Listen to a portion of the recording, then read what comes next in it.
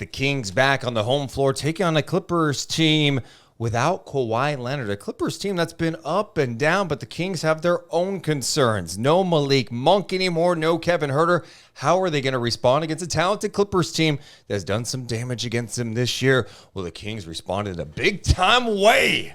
What a performance from the Kings bench. Sabonis with his third 2020 game of the year. 1 assist shy of a triple-double. And the Kings hold another opponent under 100 points, the 10th time they've done it this year. But how about this? What?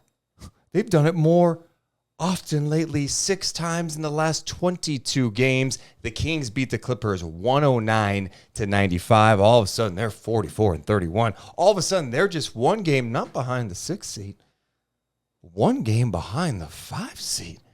Can you believe it? No. A long way to go and a tough road trip lies ahead. This podcast presented by our friends over at Northwest Exteriors. Check out trustnorthwest.com. I'm Deuce Mason. That's Morgan Reagan. How you doing, Mo? Fantastic. I love a win against a good team. Love these last 2 wins and what they look like. But the dominant performance, the way they deflated the Los Angeles Clippers, that shit's fun. It was fun. It was a great performance. And it was a performance that not only do you hold the Clippers to 95 points, they shot 40% from the field in this game. I think the big concern after Monk went down was like, okay, what's this going to mean for the bench? What's this going to mean for creation? What's this going to mean for the energy and life of the team? But Monk goes out, Huerter's out, Lyles, Sasha come in, Davion stepped up. The bench, I think, is the story of this game tonight. We've spent so much time this year, Fox, Sabonis, Monk, Fox, Sabonis, Monk, and those guys have been amazing. Yeah. The bench the last 2 games has been great. Tonight, 39 points off the bench. Trey Lyles. He's been amazing since returning. What stood out to you about what the bench has provided? Well, I wasn't expecting this bench to rally like they have. I wasn't expecting Trey Lyles to come in his first game against the Jazz and do what he did, but then to even take another leap in this game against a better team like the Clippers. It was fantastic. Now, I will say this, because we should preface this first. Deuce, you had mentioned in our game preview about the Clippers and what their defenses looked like since the All-Star break. I get it. It has taken a dip, 100%. It doesn't mean that they're still not a good team, that Right. they can't figure it out any night or, on the floor, on the Sacramento Kings floor. So for the Kings to come out the way they did, but then to have the other pieces like a Trey Lyles who dives on the floor, who brings a competitive energy that any team in this league could benefit from.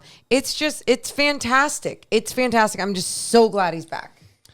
Yeah, he's been an absolute difference maker since returning. It's not just making shots. I mean, I think right now, the last couple of games, I don't know, small sample size, the ball's popping.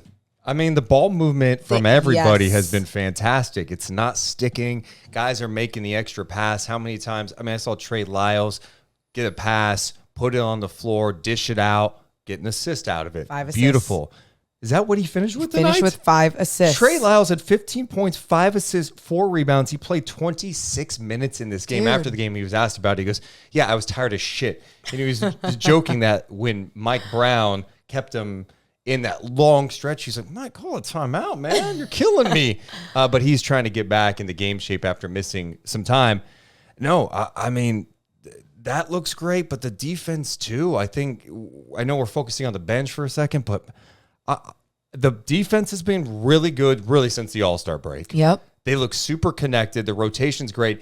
But since getting Sasha back, and I know he's playing limited minutes still, and getting Trey back, you could tell how much they benefit from those guys and their size out there. They had to play so small at times throughout the last, month and a half that now they could play a little bigger. I mean, we saw lineups tonight that had Keegan at the 2. You saw Sasha, Lyles, and Len out there. Yes, and you talk about the defense, but while talking about the bench, Deuce, like Sasha had a steal tonight. Trey Lyles had a steal. Trey Lyles had a block. I mean, we will get into Alex Len and his 3 blocks and being the defensive player of the game for the Sacramento Kings. But you're exactly right. It's not just, hey, the starting unit in their defense, the way that they have stepped up.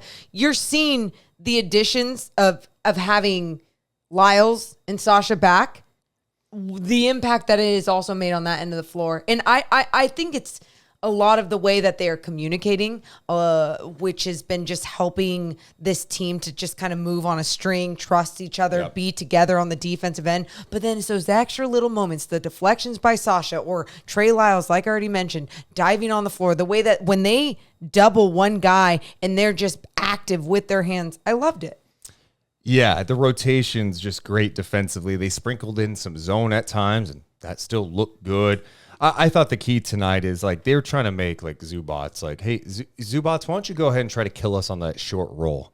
And Zubats was 5 of 14 shooting. I'm not sure Ty Lue wants a game where Zubats is tied for the most field goal attempts in a game, right? He tied Westbrook tonight. Paul George was 5 of 12. Harden was just 1 of 7. And, you know, I know Kawhi's not in the lineup, but we're talking about guys like Paul George and James Harden who can get buckets. We've seen both these guys destroy the Kings over the years. Westbrook got it going a little bit late when the game was out of reach or whatever.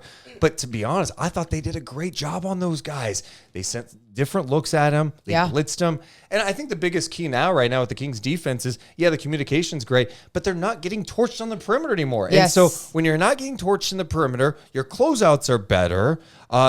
Alex Len coming off the bench, providing some rim protection. You're rebounding well. All of a sudden, you're going to find ways to win a game where you don't shoot well from 3. The Kings were 28%, 12 of 42 from 3, but they got it done because of what they're doing defensively. It's so much of the little things, right? Like I think sometimes you look at a night like this and some people be like, oh, James Harden had a bad night when they look at the box score. No. Not just that, the Kings were doing a fantastic job hounding him. You know, everyone from Keon Ellis to Davion Mitchell, it didn't matter who it was. The perimeter deep, De'Aaron Fox, who I just like forget to mention all the time because I just feel like he's just automatically mentioned when I talk about the Kings defense and especially along the perimeter. But like the intensity and the way that they're willing to get up and guys has been such a different story, I feel like, since Keon Ellis has really entered this starting unit. And no doubt about it. And it's like with that, how many times people have talked about, oh, the Kings don't have the individual defensive pieces that they need. Sure, they can still upgrade this offseason, whatever you want to do, but you're seeing this group, this unit, or I mean, actually this entire roster together take a little leap this late in the season defensively. Yeah, and when you add Ellis to the mix, you have Fox, who since I believe the All-Star break now is averaging close to 4 deflections a game. Okay. Keon Ellis is at 3. You know, like Sabonis right around 3 deflections a game. Everyone's got active hands. Sabonis rebounding his ass off tonight. A tough matchup with Zubats. It wasn't always pretty. Those guys were going at it, but Sabonis still ends up with 20 points, 20 rebounds, and 9 assists in this game. And you go, oh, it wasn't the best Sabonis game. Like, he missed some looks. He was 8 of 17. I don't care. He kept being aggressive. And that's what I love to see tonight. One of my favorite plays is when he took it deep into the paint, coast to coast, and sprayed it out for a 3-ball in the corner. It was huge. And there were so many momentum shifting plays. One of the ones you mentioned was when Lyles went, dove on the ground for a loose ball. Duarte came over, ripped it away, and took it all the way to the hoop. They did the little things tonight. And when you do those little things, the hustle plays, getting the 50-50 balls, winning the possession game, this is winning basketball. And just one more possession I just need to mention while we're excited about possessions. And I forget if it was end of the 3rd or start of the 4th. But it was this offensive possession for the Sacramento Kings where they were just slinging the ball around. Now they missed the shot. They get a second chance opportunity. Okay, get another good look. They get a third a third opportunity, and then Alex Len sets an illegal screen, offensive foul. That's how that possession ended. But I think you and I were texting about it. We're just like, holy shit, the way that the ball was moving around, it was flying, it was flowing. You could feel the joy through the basketball. The energy was just absolutely beautiful on that end of the floor. And we've talked about this before. It's a basketball cliche. Hey, the ball's got energy when it's moving, right? There was no better example than that play you're talking about, right? Where the crowd was into it. It's like, oh my God, they are putting the Clippers defense through the ringer right now, right? It's pump fake, drive, dish, next pass. Let's look for a good look. Oh, we missed it. Offensive rebound, kick out. But that was constantly happening. The third quarter was a thing of beauty. I thought the ball movement was spectacular. Oh, yes. Fox had some unbelievable passes. That dish he had to Alex Len. Oh my God. I mean, my rock and soul play of the game, huh? On the night where Fox was 6 of 20, and I went, he had a good game tonight. Like, I felt like he had a good game. He missed shots tonight, but he was doing those things, making the extra pass, 7 assists, doing what he does defensively, making all of his free throws. Let's go ahead and circle this for a second, okay? Oh, circle it. Since the All-Star break, De'Aaron Fox is shooting, coming into tonight, 83% from the free throw line. That would be by far a career high. He's got to keep that going. He was 7 of 7 tonight at the line. Dude, if we're going to talk shit when times are low at the free throw line, you got to make sure to talk about when times are creeping on up. And whatever change was made mentally, maybe even mechanically, I don't know. It's great to see that these shots are being made at the free throw line. The focus, whatever it is, it's just great for the entire team. So we're not talking about it. Maybe can help Sabonis out, huh? Hey. Domantas O'Neal, right? Wow. 6 of 10 at the free throw line. You dick. He was going through a good stretch. They're deflating. Make your free throws. I know he can make them. That's why I say that. Well, here's why I say, like, okay, it's good that we're not talking all about the free throws, because it felt like it was a story for the entire team where it was deflating and it would end in a loss. And it's like, wait, it's a 10-point loss and you missed 12 free throws. Like, what the hell? Oh, they've been such a better free throw shooting team since the All-Star break, too. They're right around 78%, which is 12th in the league. And they were dead last. They were dead last before that. And Domas, we saw those nights where he was starting to get it together, and then we've seen a few where he's missing some big ones. Where, here's the thing, we're talking about all these fun possessions when they are momentum shifting plays. Well, how a missed free throw can deflate an entire team is something huge and something you got to look at too. Man, I feel like we've been bouncing around tonight. Like I the know. Kings offense. We just hit so many topics at once. Boom, boom, boom, boom. But this game gave me a little life. Last game, it felt good. And I remember talking to you about this. I said, it's weird, but I felt like the ball was popping tonight, which is strange to say when you're missing a key piece.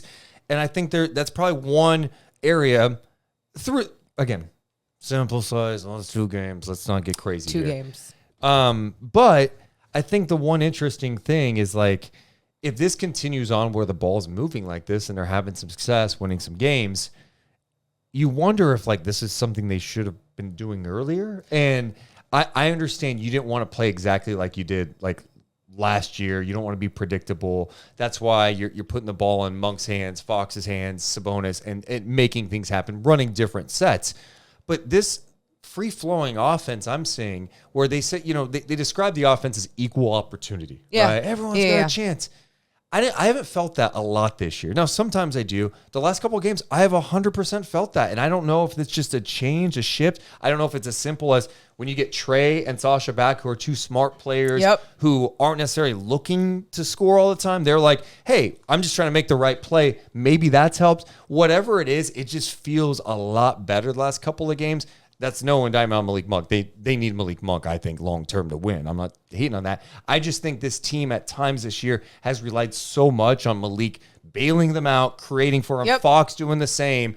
And maybe guys are just kind of chilling. And that's on everyone to come together and be like, look, we can't just rely on that. We got to make sure that we are also, it's not about getting yours, but it's about remaining aggressive, because that only makes the entire team better. And I know you talked about this in the pregame and you were like, look, it's different without Malik Monk, and different can still be good. Yes. Like, different doesn't have to be a bad thing. And it's, you go around the league and whenever you see someone missing from a roster, I mean, the amount of times you'll be like, wow, this team is playing better without so-and-so. But just because so-and-so, who is one of the better players on some of these rosters in the NBA, is out due to health, and they're playing better, doesn't mean that that's just the answer. It just means that you get a different look and you see different opportunities and you see what else you're capable of as a team without a missing piece. And to that point, I've said this a long time about Davion. What? Give this guy a little freedom. Give this guy some minutes. And it's easier to do that now when you're missing Kevin Huerter and Malik Monk. Yeah. But this guy is shooting better than ever from three on the season. In his career, this is the best he's ever shot it from three. How comfortable does he look? I mean, he had 14 points in this game. He's attacking the rim. He had that one play that was an unbelievable high floater off the window. That was money. He's so comfortable from three. Coming into tonight on corner threes, shooting 49% on corner threes. That's a great mark for Davion Mitchell. I want to see what his updated numbers are on the season too, because look, this isn't just like, he's doing okay for this stretch. He is doing okay for this stretch, but it's really the entire season for Davion where the 3-point shooting that used to be such an issue for him has improved so much. Let's see on the season here. Where is Davion Mitchell? Okay. Right there. You missed him. I missed him. At 11. He is shooting 36% from three.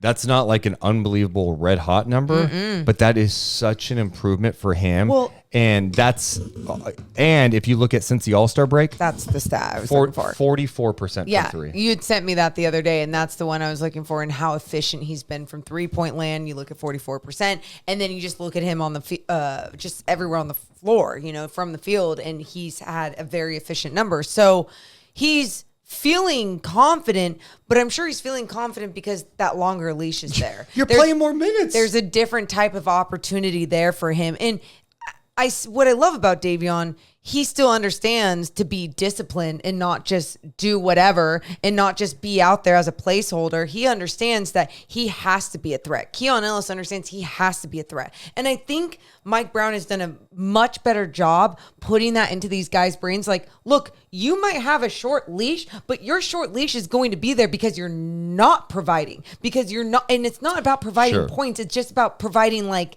being a threat, being able to be a scorer, being willing to be a scorer, be a cutter, and do what you need to do. And that's what you're seeing more of. My pushback on that specifically about Davion, it's hard when you come in, at the 5:50 mark of a first quarter, and then you're out of the game at 3:10.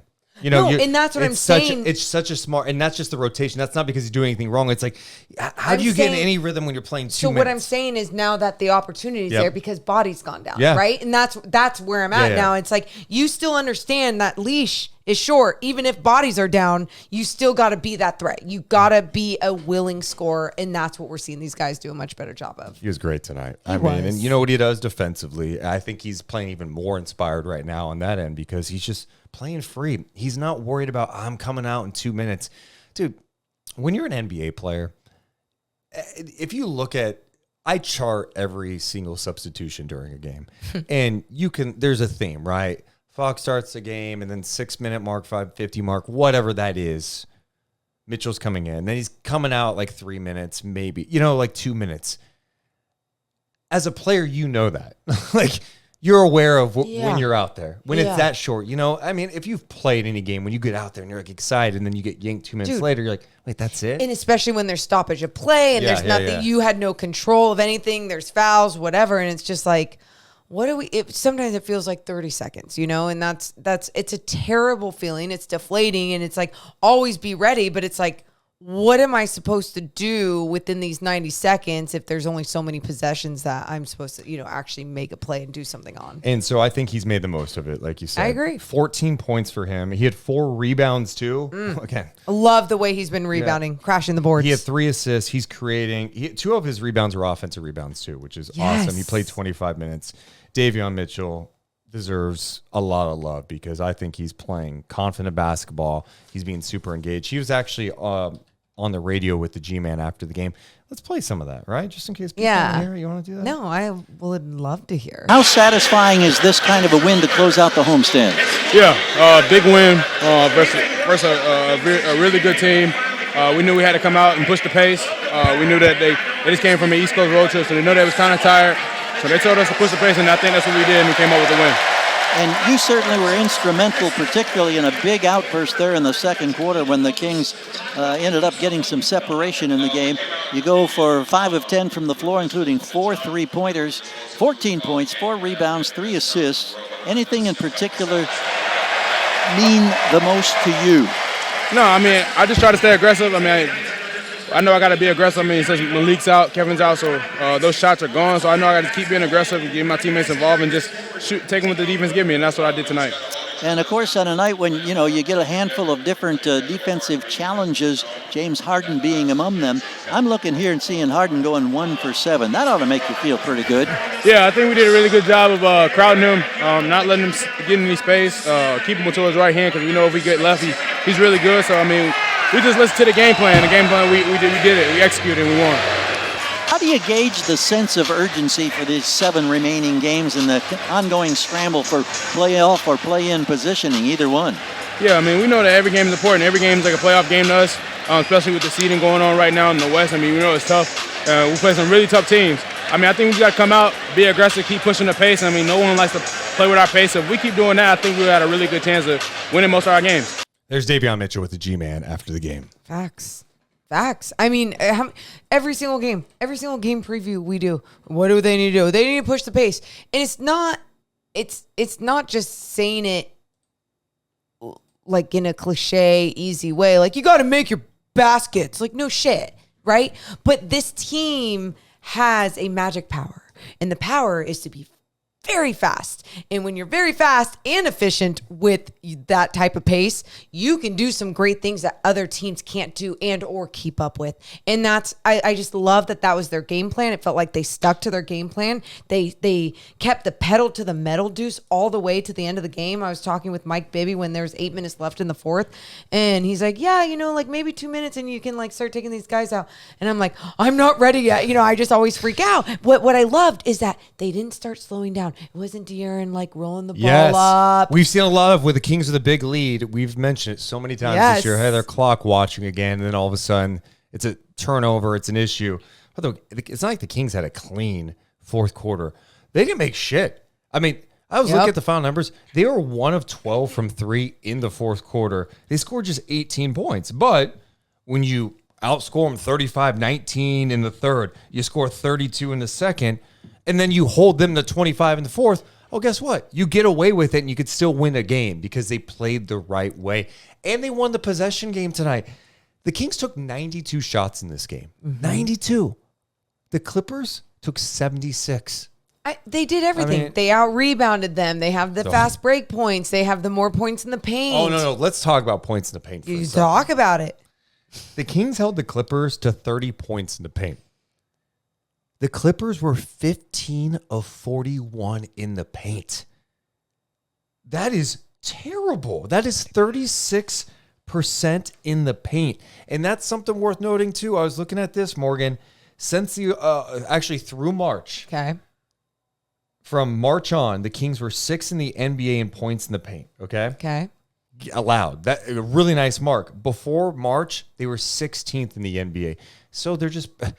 What a difference it is when you've got perimeter pressure and you're not getting blown by all the time. It's made a big difference for the Sacramento Kings. And, it's hard to move on from the losses you had against the Dallas Mavericks, but rough. You had to move on. Yep. Like, these games happened, and you've got 7 games to go. I'm in play-in mode myself, but if you're a Kings player, you're going, look, we're playing some good basketball last couple of games. Why can't we go on the road and take care of business? If you look at the standings, there's 7 games to go. You're 1 game out of 5.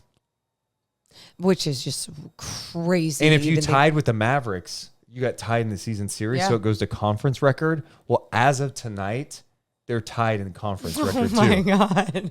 So I think what happens is Luka and Fox. Rochambeau.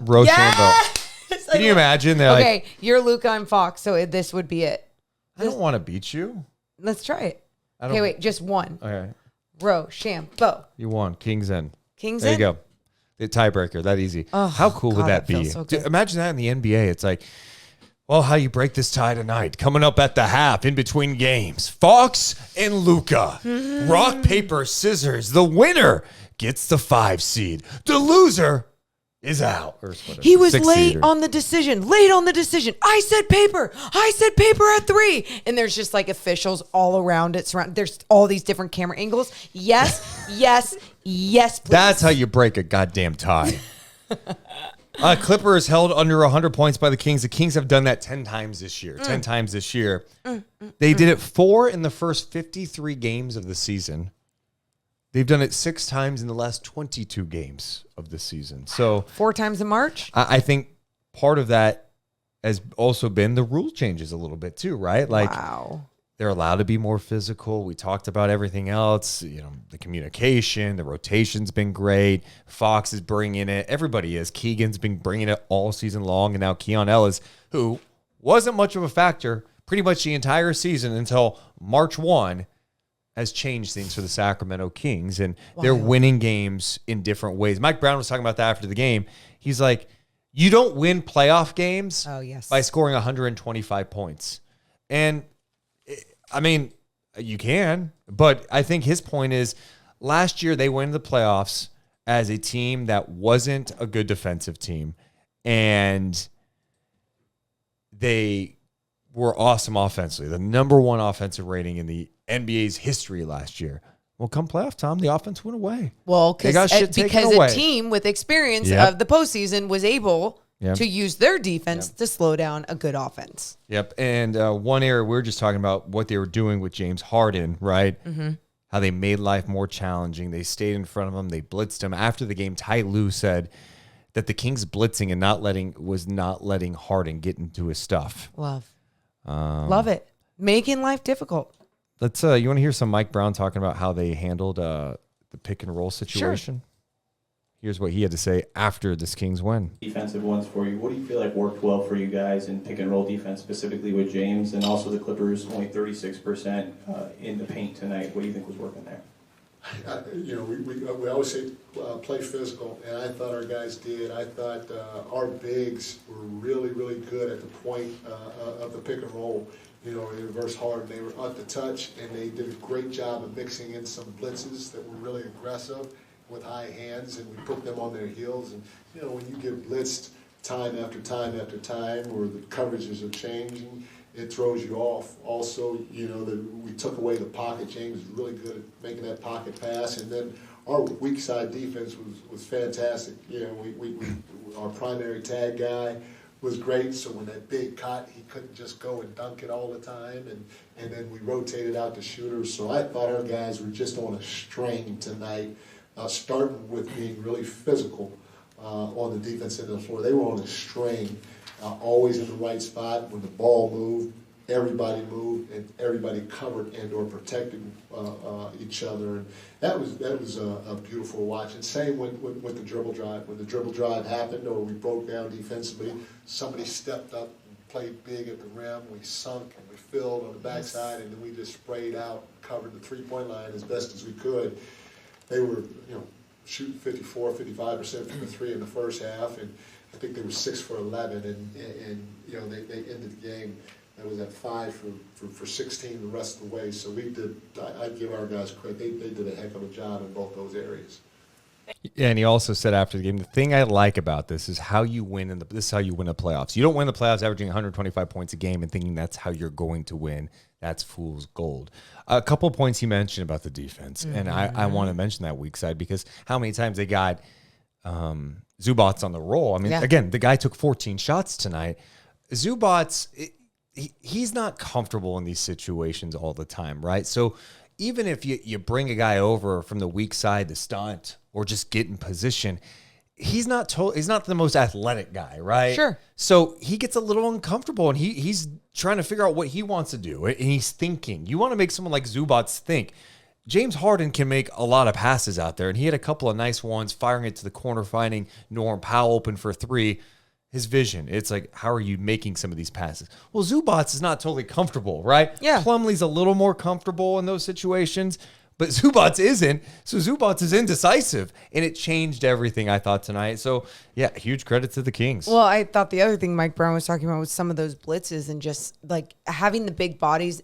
These bigs were using their length. And by using your length, you're taking away the vision of some of these great passers on this team. James Harden, for example. Yep. Like just getting your hands up in the passing lane, he's going to make this hopefully make a mistake of just trying to pass it through your arms. Boom, you get a deflection or you get a steal. But just taking away his vision alone, slowing down the offense, trying to make sure that they get into a situation where they're jacking up some bullshit shot. Kings were just doing a great job being active and disrupting. The other thing that Mike Brown mentioned was, blitzing Harden at times. The one blitz I loved, right? Fox was defending Harden. Len comes That's over it. That's and what I'm saying. got big on that pass, got the steal. Yep. And got it to Fox for the jam. And that was it was fantastic. It was great stuff from the Sacramento Kings and Alex Len. Mike. What an impact did that guy. Different type of energy from like he looks bouncy a little bit. And I'm like, say what? What? We're feeling good. We're feeling healthy. He played just under 12 minutes tonight, 4 points, 7 boards, 2 offensive rebounds. He had 3 blocks, some great contests. He had that steal I just mentioned. Yep. I thought he was fantastic in this game. And guess what, man? When he's playing that well, when he's not making mistakes and they're they found him some nice looks underneath the basket. We mentioned that pass Fox had. He's out there making shit happen. Sabonis can chill on the bench a little longer. Sabonis plays 34 minutes in this game, and that's great. That's great that you feel comfortable enough in a game like this. You can have him out there and play him 12. And not only comfortable, it was like he was truly impactful with those 12 minutes he was out there on the floor. I mean, he won Defensive Player of the Game in the locker room after this win because he was a force, because of what he did on the defensive end. And then on the offensive end, there's so many times like where we've seen this year where he will get a rebound and it's like, why aren't you just going back up? He's always just looking for the next opportunity. He's not like a score first guy. But then it was De'Aaron Fox lobbing one to him or De'Aaron Fox getting a nice pass just in between defenders to him wide open down low in the paint. And he was finishing these buckets. He was making sure that he was feeling confident too. And it was huge. I think some of my favorite lineups out there tonight featured Sasha, Lyles, and Len. That group in the second quarter, I thought it was a lot of fun basketball because of what they were doing defensively. I thought Lyles and Sasha were flying around. I want to look at that group. Was it the second quarter that group really went off?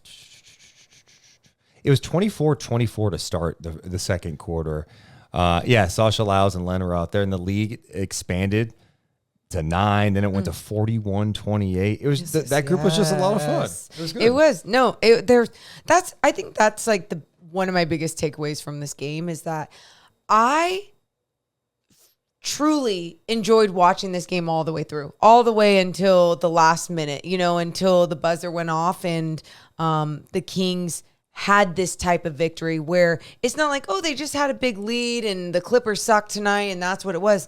The Kings had a complete effort together, a complete team effort. And that alone, to me, against a good team in this league is exactly what you need to do. And I know we talk about the teams like the Wizards and all the other Pistons that they've had, some of these bad losses where they're not getting it done. But there's just something about these wins, especially late in the season, especially with the guys down, the adversity that they're facing, that it's giving me a lot of confidence in these last 7 games for them. Yeah, another guy that we've talked about needing to step up is Keegan Murray. He's got to be more aggressive. He did that tonight. Again. And he ends up not with the most efficient of nights, 8 of 18, 2 of 7 from 3. But 18 shots. No, I don't care. Yep. 18 shots. Good job. Get to your 18. He had 19 points. He had 5 rebounds. He had 2 assists in this game tonight and had some fantastic plays, I thought, on the offensive side of the ball. And, the Kings now, because of these injuries, they're trying some different things. And one thing, especially now that Sasha and Trey are back, we're seeing Mike Brown play him at the 2. We're seeing more Keegan at the 2. And so you're playing some bigger lineups. A team that at times is playing 3-4 guards. Now you're in a situation where you're seeing lineups with Mitchell, Keegan, Sasha, Lyles, Len. That was a fun group out there for a minute. We're seeing lineups where it's Fox, Keegan, Harrison, Lyles, and Sabonis, and you need more size out there. I can't tell you how many times, and it happened a couple times in this game when they were a little smaller, where like Sabonis is pulled out to help, and you just can't get a rebound, right? Yeah. Because you don't have enough size. Having those guys back in the fold and having more size out there goes such a long way. And you're not getting killed defensively because of the communication and because Keegan is also a really good defender. Yeah, it's fun to see some of these lineups and to see them play some of these bigger guys, and then obviously the type of game that is played when these bigger guys are out there. But how great is it too when you're just not going, okay, this is going to take a huge dip on the offensive end or a huge dip on the defensive end. I feel like guys are really starting to step up. Again, small sample size, 2 games, one against a losing team, one against a better team in the Western Conference, in the Clippers. But like, to me, when there's 7 games left and this is the type of play you're seeing even in these last 2, it feels like it can be carried on toward the rest of this season. And these guys are really understanding like, okay, if we don't step up, do we want to regret not leaving it all out there? Do we want to regret not listening to our coach when he's saying like, shoot the effing shot or take it to the rack? Like, do what you need to do, but be a basketball player out there. Like, you are not a placeholder. You're not playing with LeBron James and you have to just like be ready to catch and shoot. No, you got to be one of the guys creating. Put the ball on the floor, hit some mid-range shots, hit some turnaround jumpers. And Keegan, the last couple of games, is doing that. It's like, no, you're scoring at all 3 levels now. You have to do that. One of my favorite plays from him tonight was he got in the corner, put the ball on the floor. Zubats came over on help, so there was 2 guys there, and he made the patient play and dished it to Sabonis for the easy score. And seeing him do those type of things, that's what excites me, is the potential for him as a playmaker, as a passer. It's like, we knew last year you could shoot threes. You shot a lot of them, you shot them well. This year, we've seen the flashes you putting on the floor and scoring at all 3 levels. It's been a little inconsistent at times, but now last couple of games we're seeing that. We're seeing him pass the ball. I love what I saw. A playmaker and a passer, but you also were talking about this play early on. You had texted me about him. You're like, oh, I love the way that he like hesitated on Paul George. And it was just off that DHO from Sabonis, and he was going to come back and grab it, and he stepped back and kind of faked Paul George like he was going to go back and just get the ball from the outside, and then just explosive cuts forward toward the basket. Sabonis sees that shit right away before it even happens, leads him with the pass. He gets an easy 2. That was beautiful. And that was great. And that's the thing. Like last year, they're not doing that. The Warriors in the playoffs took away the dribble handoffs, and it was like the Kings were like, what do? We were only programmed to dribble handoff and shoot. Oh, how do we recover? And it's like, yeah, okay. So Paul George is going to be fronting him, and he did that a lot tonight. I thought Keegan still was trying to be aggressive. He wasn't going to let Paul George, a good defender, punk him. Why? Because you're young in this league. You got size. You're strong too. So go at this guy a little bit. And it came off one dribble handoff. All right, got it back to Sabonis. Okay, that play you described was perfect. Juke him out a little bit. And Paul George was just, like we said, it was just on the high side and just, he left him. Just denying and was on him tight. But you're exactly, Keegan got one step on him on the cut, and Sabonis was like, oh, yes, please, honey. In the chat, pull over saying, talk about the one dime that Keegan had baseline to Sabonis. We just talked about just before this play. We're talking about a lot of Keegan plays. Then he had one play where he tried to force it to Sabonis, and Paul George read it brilliantly, right? It was a steal by George. Gets it ahead to Norm Powell, who's open from 3, and you're like, oh, no, Norm Powell. He's already hit some open threes tonight. Keon closes out on him pretty hard, and Powell, like, leaves his feet. I don't know. I thought Powell should have shot it. I think he still had room to shoot it. Whatever. The good closeout made Powell make a mistake. Yep. He threw it in the backcourt. Sabonis gets it. Oh, yes. They're on the break. And Keegan, I'm like, what's he going to do here? Zubats and Westbrook are right there. Zubats made the ultimate business decision. He wasn't going to try to block that shit. But Keegan went hard and dunked it home. And I jumped out. I literally was like. I asked Mike Bibby, I was like, you know, he's starting to throw it down, like angry dunks, all those things. He goes, yeah, it's going to keep happening where guys are going to start being like, I don't want to get in the way of that. Like, he's got to keep Yep. that reputation going where guys go, oh, hell no. Like, he's a big body. He's throwing it down aggressively. Like, I don't want to be any part of that. He goes, that's what you just got to keep doing to have that sort of identity. I think it was G-Man. I could be mixing it up. I think G-Man said this, but he was mentioning how, like, man, who was this saying this? Where did I hear this interview? This is a lot. I don't know. I'm mixing it up. Someone said this. This is like something This I is would a great do. story, Deuce. Someone said this, that Keegan has this in him. Like, he has somebody. Oh, it was Deuce Mason talking to himself. I know Keegan has this. You and I were talking. You know what? Sometimes, the basketball mind just gets jumbled. Do you know how many stats I've mentioned from the top of my head tonight? Like Rain Man over here? Yeah, no, we know. So like, I messed up one thing. Nobody cares. Like, you're the one that usually brings me down when I forget shit. Like, All right, I'm not bringing you down. I'm right. supporting your story. Well, Keegan was obviously really good in this game tonight, and it's good to see him be aggressive. Keep doing this, Keegan. Keep doing this.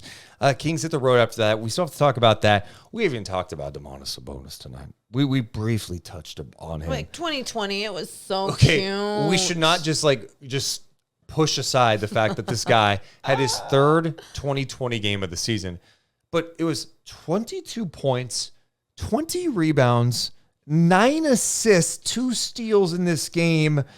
He had 7 offensive rebounds. Jeez. The guy was a monster. He was 8 of 17. He took 3 threes in this game, which is a little surprising. 0 for 3. You could tell, look, Zubats does his best with Sabonis. I mean, he makes some work. Battles. He challenged him well. Zubats is a really tough guy. And I think he can match Sabonis with the strength.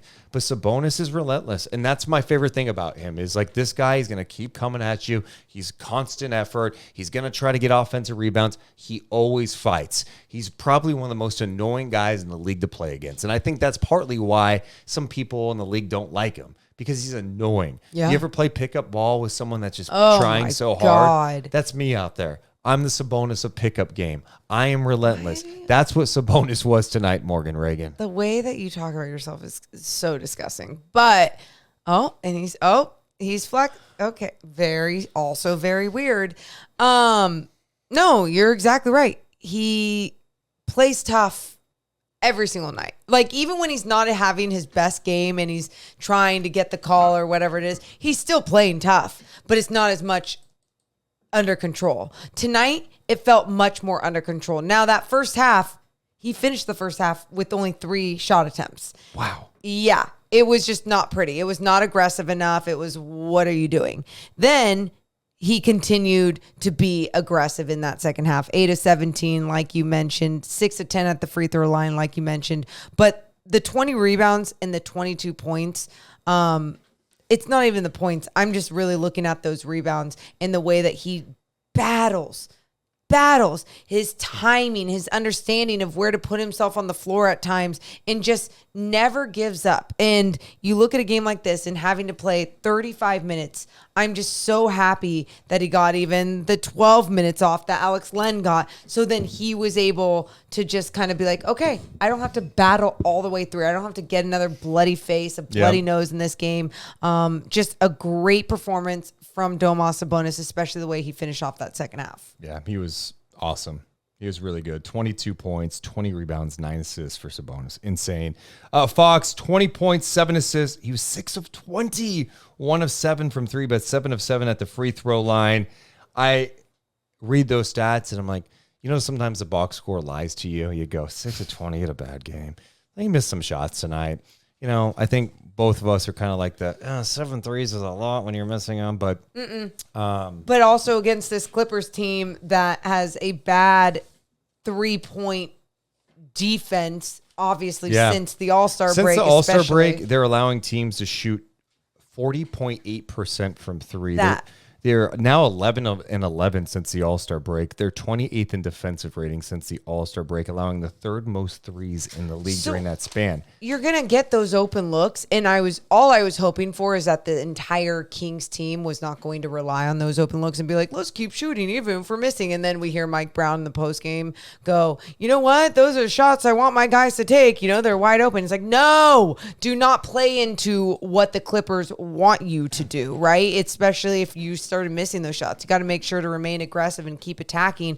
And I felt like he still was being aggressive and attacking, trying to get in the mid-range, even though he did attempt the 7 threes. And he was still trying to get in the paint and make things happen for his teammates. Threw some great passes. Defensively, he was great too. I loved how he played. So it's weird on a night where he goes 6 for 20. I think that's the one evolution of Fox's game where, you know, in the past he goes 6 for 20. You're like, God, man, like, what do you do out there? I think more often when he has some of these off nights from the field, he's still doing other things. So many other things. And that's been the biggest difference with his game this year. I mean, it's not just the steals where he's near the top of the NBA. He's near the top of the NBA in deflections. He plays with more physicality defensively. I really like how he's been playing this year. Such a force on the defensive end. I mean, sometimes I think we don't mention him because now we just expect it from him to be great on the defensive end. The way that he gets up and guys slides, moves laterally with guys, a block, a steal, the deflections that we already talked about. But then, offensively being, and I keep using this word with a lot of guys, like be a threat, but De'Aaron is such a threat, such a force that you have to pay so much attention to him. And I felt like at times there was lapses from this Clippers defense that allowed him to be like, oh, great, I can just use this one more power move, or I can just be a little bit more explosive, get this first step and go. And he would do that. You know, he didn't just shy away from that. I love to see what we saw from him. Deuce and Mo, Deuce and Mo, Deuce and Mo. They tell you what they know. Deuce and Mo, Deuce and Mo, Deuce and Mo. The podcast that you know.